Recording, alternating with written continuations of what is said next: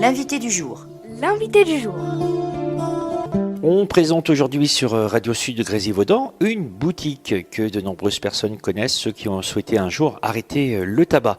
Nous nous trouvons aujourd'hui chez Stoum, avenue de Romans, c'est à Saint-Marcelin. Nous sommes avec les deux personnes à qui vous avez souvent affaire ou que vous aurez affaire si vous souhaitez bien sûr arrêter le tabac. Chez Stoum, nous sommes avec Nicolas, bonjour. Bonjour Fred, ça va? Ça va super bien. Et Philippe, bonjour. Et bonjour. C'est vous deux qui tenez la boutique de Stoum depuis combien de temps? Ça fait 3 ans maintenant qu'on a ouvert. Nicolas, c'était dès l'ouverture. Ouais, moi j'ai fait l'ouverture à Saint-Marcelin. Auparavant, j'étais magasinier cariste. Donc c'est vraiment une passion pour moi. Voilà, donc la passion de la vape, et puis on recherchait un vendeur à Saint-Marcelin, t'as sauté sur l'occasion. Bon, c'est plus compliqué que ça Fred. J'ai monté une société d'abord de vape. C'est vraiment une passion, ça m'a coûté de l'argent. T'avais monté une société en ligne? Non, j'avais monté un magasin physique complet. Et après, bon, malheureusement, on n'a pas ouvert au bon moment, on a fermé. Et Stoum m'a contacté en fait pour renforcer leur équipe. Et j'ai attaqué l'aventure avec Stoum. D'accord, c'était où ça? Là, on était sur Porte-les-Valences. Donc après, je suis passé sur Bourg-les-Valences pendant quelques temps. Et après, pour se développer, on est passé sur Saint-Marcelin. T'as démarré une première boutique qui n'a pas fonctionné parce que c'était la mauvaise période, il n'y avait pas eu encore l'explosion. Toi, tu avais senti l'explosion qui allait arriver, mais c'était pas encore le bon moment pour toi, quoi. C'est tout à fait ça. On était sur le moment où c'était très très haut. Et puis il y a eu comme en ce moment, une période un peu plus basse. Et on est tombé dans ce creux. Finalement, tu as pu rebondir, tu as trouvé un emploi et dans ce que tu aimes. Tout à fait. C'est ça le principal. Un petit tour pour voir Philippe. Alors Philippe, toi, tu te retrouves ici tout simplement chez Stoum. D'où tu viens et comment tu atterris ici? À l'origine, je suis belge, donc je vis en France depuis un bon moment. J'ai fait une bonne partie de mes études ici. Je dirais que mes derniers emplois, c'était des remontées mécaniques que j'ai fait pendant 10 ans à La Plaigne. Saisonnier, et entre-temps, je faisais facteur et dernièrement les pompes funèbres. Ça peut être un peu marrant. Mais bon, Fallait gagner sa vie. voilà, et là, je m'occupe de maintenir les gens en vie, donc c'est plus marrant. En fait, ce qui s'est passé, c'est que j'étais de l'autre côté du comptoir, en tant que client ici. Ici, là. Voilà. Et on se voyait souvent avec Nicolas, et chaque fois, je disais quand même, ton métier, il me plaît bien, machin. Et puis un jour, ils ont eu besoin d'un vendeur, et j'ai eu la surprise d'avoir Nicolas au téléphone. Et c'est parti là-dessus, c'était super. Alors moi, je vous ai découvert aussi pour la même raison, tout simplement. J'ai franchi le pas de porte de votre boutique un jour où je me suis dit qu'un paquet de tabac en 2 jours, ça commençait à faire un petit peu trop, donc il fallait peut-être passer à autre chose. Et ça a été Nicolas qui m'a conseillé mes premiers produits, mes premières box, et c'est comme ça aussi que j'ai pu arrêter de fumer. Ça va faire bientôt 3 ans. Alors on n'est pas là aujourd'hui pour faire de la publicité, parce que je crois qu'en plus il y a une certaine régie qui est pas si simple que ça pour vous. Vous n'avez pas le droit à la pub. Aujourd'hui, c'est pas de la pub qu'on fait, c'est du portrait. On va présenter Stoum. Ce n'est pas pareil. Alors, c'est quoi ces règles? On est soumis aux mêmes règles que les bureaux de tabac. En fait, on n'a pas le droit de faire de pub. Alors après, la période fait aussi l'interview, c'est plus parce qu'il y a eu des morts aux États-Unis, donc qui inquiètent beaucoup les gens en France. De toute façon, en France, ces produits n'existent pas. On est sur des produits qui sont testés, qui sont pour la plupart français, qui de toute façon, s'ils rentrent sur le territoire français, sont conformes. Donc il n'y a pas de risque. On va parler aussi de ce qui s'est passé aux USA. Alors, grande débandade, toujours à l'américaine, bien sûr, le pays où on a le droit d'avoir des armes à feu, mais pas forcément de vaper, dès lors qu'il y a 4 morts. 4 morts de trop, forcément, mais alors avec des produits complètement différents que ceux qu'on trouve en France. Oui, c'est du THC, c'est du cannabis, tout simplement, mais qui est posé sur une base huileuse. Et on sait très bien que l'huile se vapote pas. Donc l'huile de cannabis que certaines personnes utilisent en ingestion pour soigner les douleurs, eux, ils se sont dit, on va peut-être vaper, ça ira peut-être plus vite. C'est à peu près ça, sauf que l'huile ne se vapote pas. Mais ça, les Américains, ils ne le savent pas que l'huile ne se vapote pas? Non, parce que c'est des choses qui sont achetées ou sur le net, donc plutôt le darknet d'ailleurs, ou carrément dans la rue en fait. Ils s'embêtent pas les Américains. Donc n'utilisez pas d'huile. On utilise quoi alors pour vaper? C'est du propylène glycol, de la glycérine, de la nicotine ou pas d'ailleurs, et de l'arôme alimentaire sans sucre. Tout simplement. Alors est-ce qu'on peut dire quand même ce sont des produits naturels? Non, on peut pas le dire. Je ne dirais pas, ça c'est pas naturel, mais c'est pas parce que c'est naturel que c'est forcément sain. C'est de la même façon. Les liquides sont français. Pour nous, pour 90% sont français. Le matériel est chinois. Ah, le matériel, tout le matériel de vape, donc cigarettes, box. Tout à fait, le matériel est chinois. Le liquide, par contre, lui, est souvent français. Après, nous, on a la chance d'avoir un laboratoire. Donc on a toutes les normes, on est même sur la FNOR qui n'est pas encore sortie. Mais on est déjà dessus, on est déjà dans les clous. C'est-à-dire, vous avez un laboratoire STOM On a un laboratoire qui travaille avec nous. qui supervise un petit peu la qualité des produits, qui teste l'origine des produits également. On va dire on est ISO 9001, 14001, voilà, il y a toutes les normes en vigueur pour l'agroalimentaire, on les respecte toutes. Il y a aussi des différences entre le propylène glycol et la glycérine végétale, du 70-30, du 50-50, ça aussi, ça y joue. En jouant juste sur ces proportions-là, on arrive à trouver pour tout le monde quelque chose. En tout cas, sur les dernières études positives, démontré que c'était 90% moins toxique que la cigarette. Alors, est-ce que ces études sont à mettre en doute ou pas? Ça, c'est à vérifier.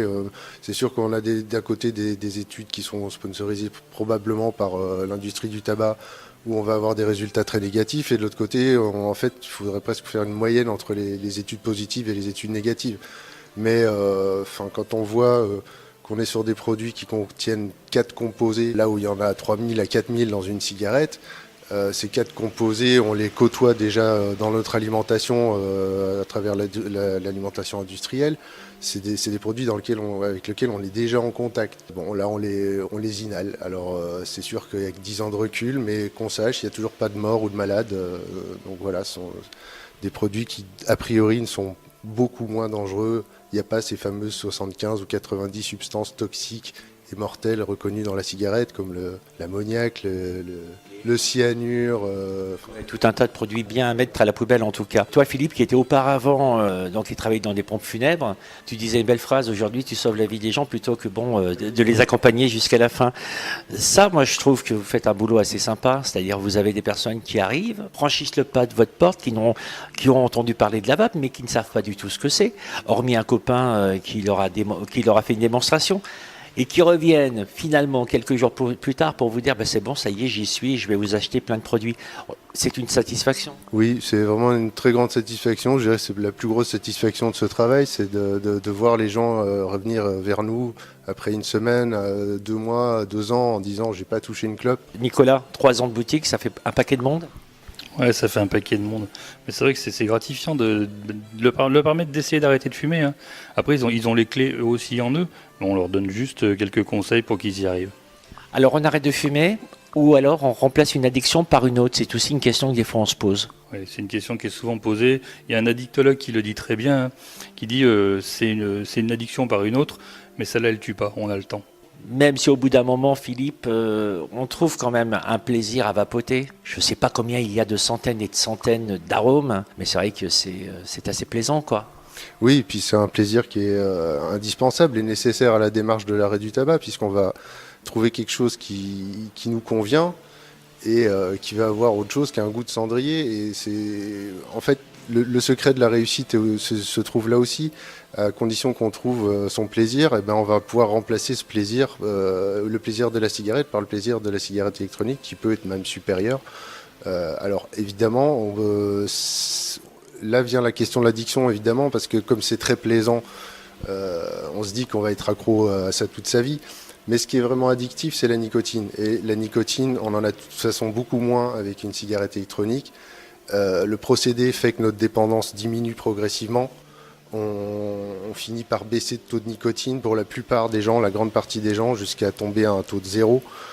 Ça prend le temps, mais en prenant le temps, on arrive à 0. Et dans ce cas-là, si vraiment on a encore envie de vapoter, on la prend de temps en temps quand on a envie de faire un petit nuage ou d'aller chez les amis quand on boit un verre.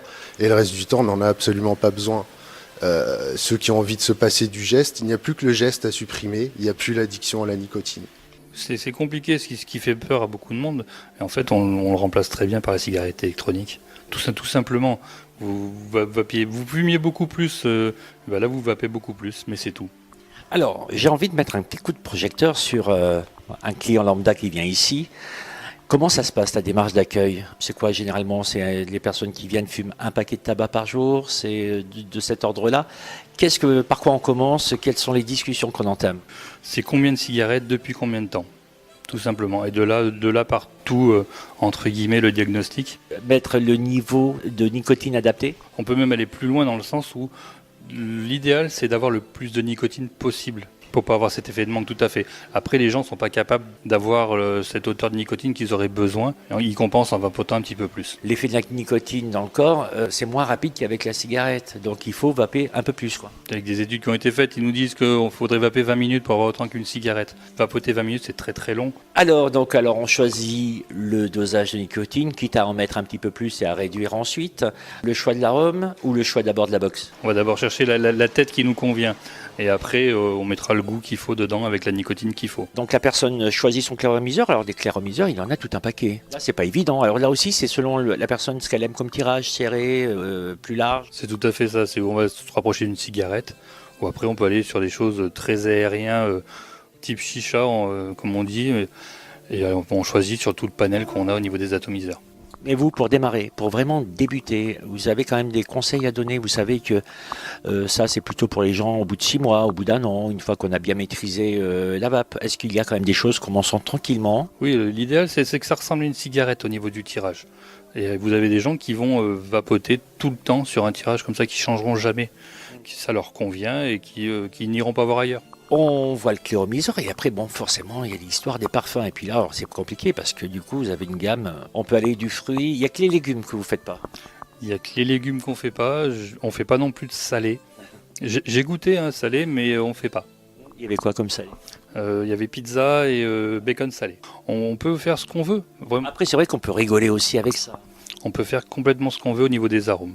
Et puis toutes les bourses aussi, parce que finalement, au prix du tabac aujourd'hui, on s'aperçoit qu'une box à côté, c'est rien. Non, on peut s'équiper pour le prix d'une cartouche de cigarette. Alors vous avez arrêté, puis vous avez plongé carrément dedans.